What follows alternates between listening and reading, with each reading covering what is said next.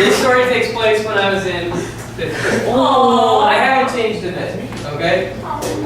So, have you been age? what? Have you grown? Slightly. Okay. College level basketball? Obviously not very much. You know Cole Norton? You know Cole Norton? He's hot. He's really hot. You kind of look like him when you were younger. No, not really. Okay. Cole is a hot baby. Okay, so in 5th grade, there was this girl. Huh? She was in 6th grade.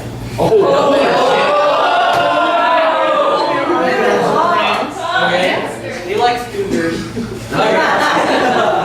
Alright, so I muster up the courage. You're just in time. This me in 5th grade. in 6th grade he likes. He was in 5th grade. So I muster up the courage and I call this girl on the phone. That's math. She was the next door neighbor. Boys don't even do that these days. The girl next door, literally. The girl next door. Oh, that's cool. So like you could. Shut up, dude. Okay, so I call her on the phone. And we have a little small talk, okay? And then I finally pop the question. Okay? Didn't propose to her or anything. It's 5th grade. But I asked the question. I don't even know what this means, but I asked it. I said, "Will you go out with me?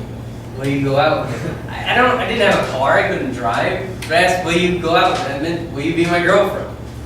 And I got rejected. You know, and it's nice. Like when you're hiding behind a phone or something, you don't have to see them face to face. You can say whatever you want. No. Text message, or Facebook Messenger, or Snapchat. You can kind of open up more. True. But me, I faced this girl the next day at school. We went to the same school and it was tragic. I was so devastated. I had to face this girl the next day. So I get to school. What do you think this girl She comes told up and her says? friend. Okay, maybe she tells her friend. What do you think she said to me? Gives you best friend. Oh, I think she probably was like, hey, Let's just be Yeah, think positive. So she came up to me and did she ask, like, do you need to be, like, babysitter or something? Just, like, close. babysitter? Close. She came up to, we weren't that far apart. We just- I mean, Okay. women. That's a big gap. My face. 5th and 6th. Alright. So Just be nice. she comes up to me. She comes up to me and she says, "Coulter, last night when you called me on the phone, were you serious?" Coulter, your name is Coulter? Yeah. Oh, that's right. Okay. But she goes, "Were you serious?" And I look at her and I'm just like, "What? You thought I was serious?" No, I wasn't. Totally a joke. Totally a joke. So yes, I did not act like myself. I was someone I wasn't, and I was even to the extent You guys married now? of being dishonest. No, but we are friends. So Duh. we're gonna take these 3 steps. After you find the document, raise your hand if you need help. Me or Ashley will come by and help you. Number 2, read the first 4 small paragraphs on page 1 silently to yourself and stop at the phrase, "as bashful and frightened as a unicorn." So at the end of Just look for unicorn. the second. And then step 3, finally, make a prediction. Excuse me. Make a prediction about what will happen in the story based on what you see in the first 4 paragraphs. Put this prediction in your English 1 Google Doc.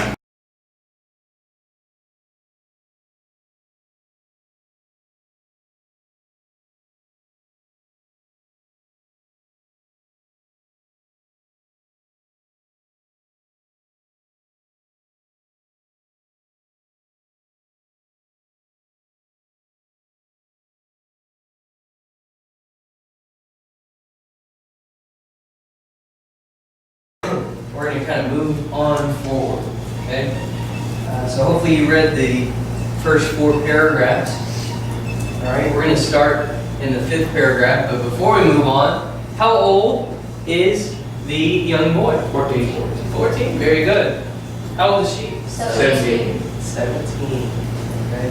Not quite the 5th and 6th grade correlation, but I think you can still see the similarities. Okay. Okay. Let's go ahead and start paragraph 5, and let's read the exciting short story. By the way, do we have anyone who enjoys fishing in here? I'm not going to embarrass you or anything. Awesome. So you guys might even be able to help us who maybe not expert fishermen. You guys can maybe help us with the terms and stuff, okay? I think you'll like the story. All right, 5th paragraph. Sheila was stationed halfway between 1st and 2nd, well outside the infield. She didn't seem surprised to see me. As a matter of fact, she didn't seem to see me at all. So you're paying them. If you're playing second base, you should move closer, I said. She turned. I took the full brunt of her long red hair and well-spaced freckles. I'm playing outfield, she said. I don't like the responsibility of having a base. Fellas, you think you're gonna like this kind of girl already? She didn't even know where second base is. Yeah, I understand that, she said, though I couldn't. There's a band in Dixford tomorrow night at 9. Want to go? One of her brothers sent the ball sailing over the left fielder's head. She stood and watched it disappear toward the river. You have a car? She said without looking up. I played my master stroke.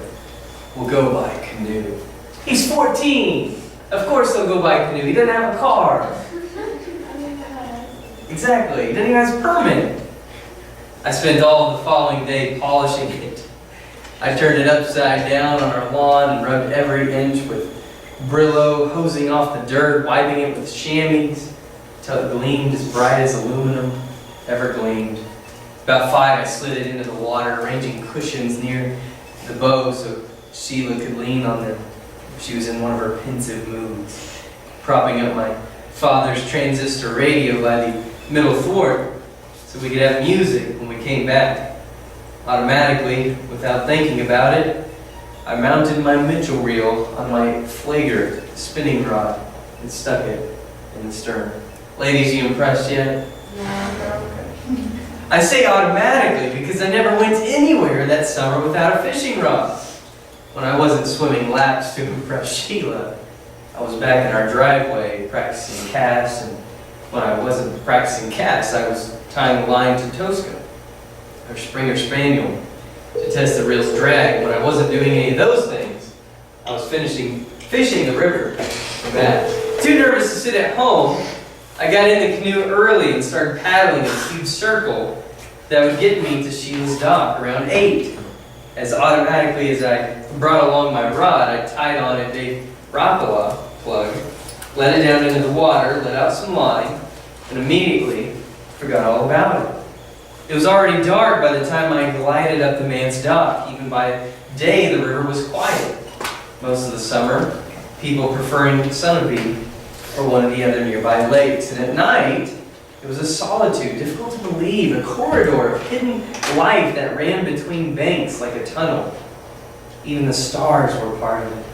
They weren't as sharp anywhere else. They seemed to have chosen the river as a guide on their slow wheel toward morning. And in the course of the summer's fishing, I had learned all their names. What a magical night that we have in place here. We get the stars shining, we get the river. I mean, a magical night to take a 17-year-old out on a date, out on a canoe, nonetheless.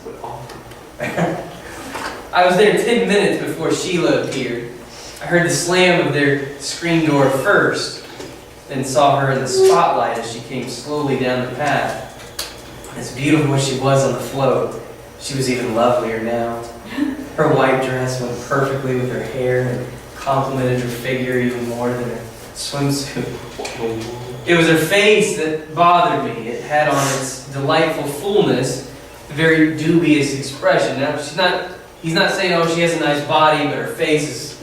He's not saying that. He's saying her expression is something that is puzzling. Okay. Look, she said. I can get Dad's car. It's faster this way. I lied. What did you just do? Why? He's dishonest. I can relate. It's the first lie. Parking's tenants up there. Hey, it's safe. I won't tip it or anything. She let herself down reluctantly into the bow. I was glad she wasn't facing me. When her eyes were on me, I felt like diving in the river again from agony and joy. You ever have that feeling when someone just has such an effect on you? It's like, it's joyful and it's exciting and it's pleasant, but it's also just agony. Yeah, it's like agony as well. It just hurts. I pried the canoe away from the dock and started paddling upstream. There was an extra paddle in the bow, but Sheila made no move to pick it up. She took her shoes off and dangled her feet over the side. 10 minutes went by. "What kind of band?" she said. "It's sort of like folk music. You'll like it. Eric Coswell's going to be there. He strokes number 4. "No kidding," I said. I had no idea who she meant. "What's that sound?" she said, pointing toward the shore. "Bats, that splashing sound? Over there." "Yeah, bats. They come into the shallows at night to chase frogs and moths and things. Big largemouths. Microturus salmoids. Did I say that right?" Yeah. I added, showing off. "I think fishing's dumb," she said, making a face. "I mean, it's boring and all. Definitely dumb." All right. Oh, thank you. I think it's pretty accurate to the text, given her character and everything. But, all right, so let's ask the question. How might his behavior change now that she has said this? He obviously loves fishing. He's all about it. Even he's got the canoe ready. He brings his fishing rod with him. Now he hears her say, "Fishing's dumb. It's definitely boring." How might his behavior change, if at all? I'm gonna predict that like he's gonna be somebody that he's not, try to cover up everything, and like be the person he's not, and she's gonna ask him questions. Because, I mean, it clearly says right here, she thinks it's dumb. He even has lied already once, right? Because he cares so much what she thinks. Yeah. How do you cover up something like fishing, though? Is that even possible? You can try at least, right? Let's keep reading to find out if your prediction rings true. "Now, I've spent a great deal of time in the years since wondering why Sheila Mant should come down so hard on fishing. Was her father a fisherman? Her antipathy toward fishing nothing more than normal filial rebellion? Had she tried it once? A messy encounter with worms? It doesn't matter. What does is that at that fragile moment in time, I would have given anything not to appear dumb in Sheila's severe and unforgiving eyes." He cares so much what she thinks, doesn't he? She hadn't seen my equipment yet.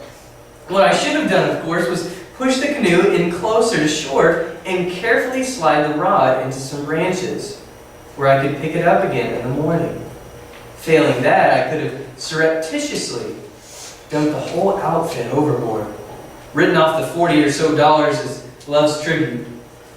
What I actually did do was gently lean forward and slowly, ever so slowly, push the rod back through my legs toward the stern where it would be less conspicuous. It must have been just exactly what the bass was waiting for. Fish will trail a lure sometimes, trying to make up their mind whether or not to attack. And the slight pause in the plug's speed caused by my adjustment was tantalizing enough to overcome the bass's inhibitions. My rod, safely out of sight at last, did double. The line, tightly coiled, peeled off the spool with the shrill, tearing zip of a high-speed drill. What just happened, fisherman? His line. He caught something. That line is tight, right? Something is hooked. What's he gonna do? 4 things occurred to me at once. Number 1, that it was a bass. Number 2, that it was a big bass. Number 3, that it was the biggest bass I had ever hooked. Number 4, that Sheila Mant must not know. What was that? She said, turning half around. Well, it was what? That buzzing noise. Bats. What did he do for the second time? He lied! He was dishonest! What's wrong with the girl with your bats around? She might just be gullible enough to believe that it's bats. He's making them cool lines. It's not a fish, it's not a largemouth bass, it's bats. Bats. She might think it's baseball bats too, don't she? Yeah. We're second base. She shuddered, quickly drew her feet back into the canoe. Every instinct I had told me to pick at the rod and strike back at the bass. But there was no need to. It was already solidly hooked. Downstream, an awesome distance downstream, it jumped clear of the water, landing with a concussion heavy enough to ripple the entire river. For a moment, I thought it was gone. But then the rod was bending again, the tip dancing into the water. Slowly, not making any motion that might alert Sheila, I reached down to tighten the drag. While all this was going on, Sheila had begun talking. And it was a few minutes before I was able to catch up with her train of thought. Is he very engaged to what she's saying? No. Pretty good. You think, I went to a party there, these fraternity men. Catherine says I could get in there if I wanted. I'm thinking more of UVM or Bennington. Somewhere I can ski. Man, she's so intelligent, and she's so sophisticated. That's sarcasm. The bass was slanting toward the rocks on the New Hampshire side of the ruins, by the ruins of Donaldson's boathouse. It had to be an old bass. A young one probably wouldn't have known the rocks were there. I brought the canoe back into the middle of the river, hoping to head it off. I mean, fishermen, is this not your dream catch right here? Yeah. I mean, this is it. This is what you live for, right? Yeah. That's neat. I mumbled. Skiing, yeah, I can see that. He's so interesting. She's so interesting. Eric said I have the figure to model, but I thought I should get an education first. I mean, it might be a while before I get started and all. I was thinking of getting my hairstyle. More swept back. I mean, Anne Margaret, like hers, only shorter. By the way, Anne Margaret actually dated Elvis back in the day. She was an Elvis. Fellas, is this someone you would take home to your mother? No. No, I drop her off at the next bus. I kick her off. Even if she's pretty? Yeah. A 17-year-old girl? Eugene doesn't matter. There's like way more out there, so you're good. Doesn't matter. She hesitated. Are we going backwards? Okay. Okay. Sorry, I really get into this one. Okay, she was a color she'd be good. By the way, he just walked in. He has no idea of the story. He just heard me. Is she going backwards? He's like, I'm getting out of this class.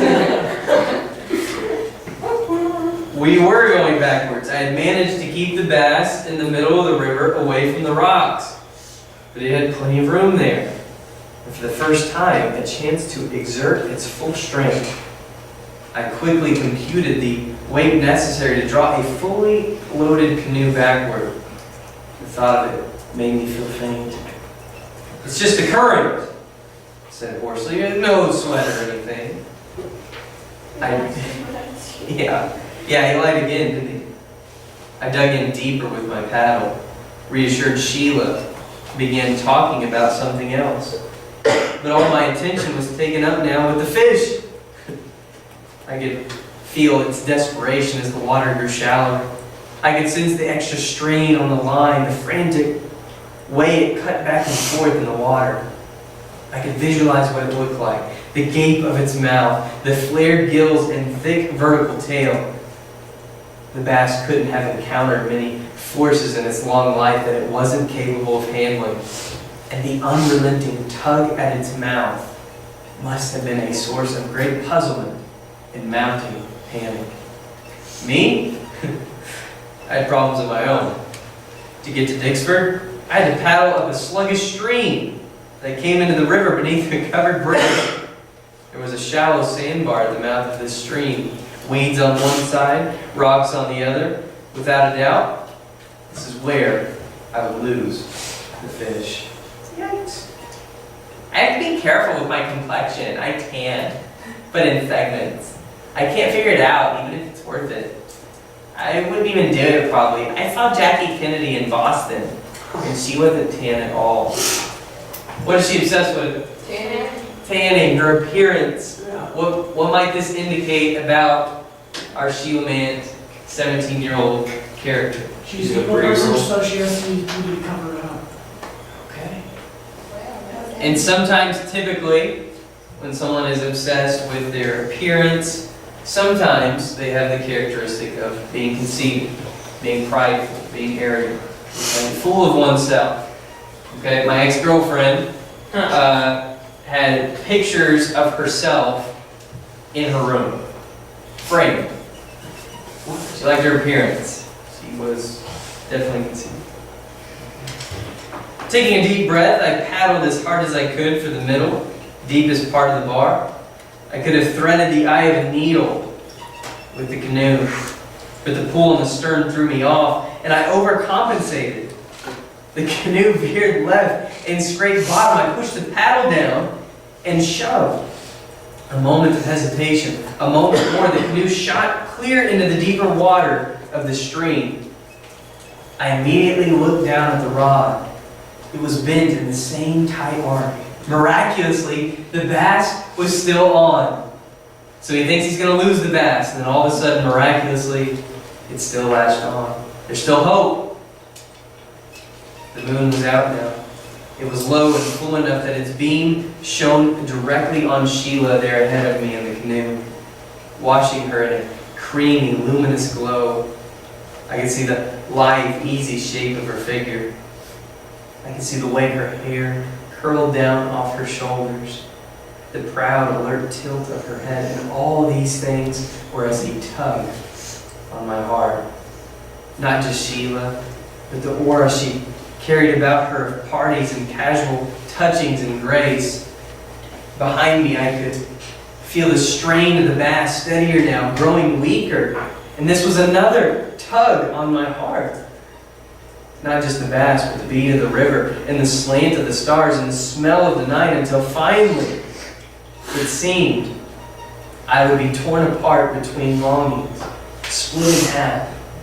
Do you see the internal conflict here and the external conflict? The tugs on his heart, like he said. Right here, what we're about to read, this is the climax. This is the most exciting part of the short story. 20 yards ahead of us was the road. And once I pulled the canoe up on shore, the bass would be gone, irretrievably gone.